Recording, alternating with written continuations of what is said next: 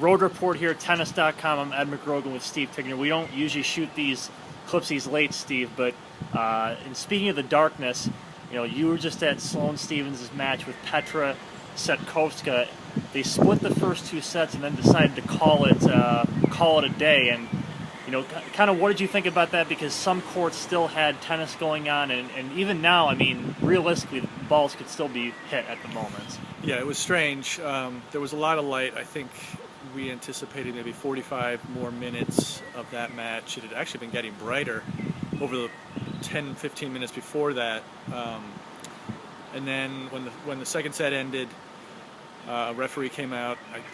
From what I could tell, he gave the players a choice of whether to stop then. I think the idea was that they didn't want the match to get to 4-all in the third set, or and have to call it then.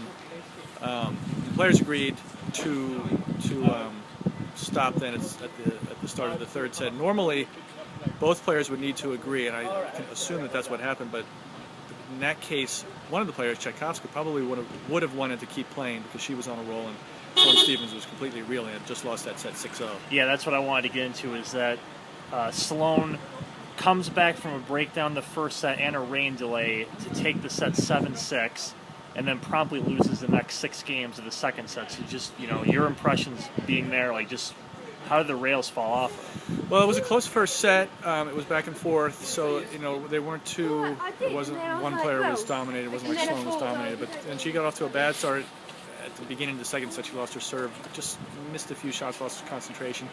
In the middle of the set, she could have kept it close, could have kept it to one break, but she double faulted twice and kind of threw away the game at love 3, and that was really it. And I think she basically gave up the set at that point and played for the third.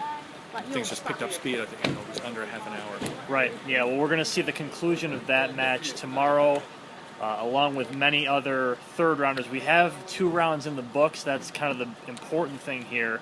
The third round, hopefully all complete tomorrow, and then Sunday off, heading into manic Monday at Wimbledon. So we'll talk to you next time. Road Report, tennis.com.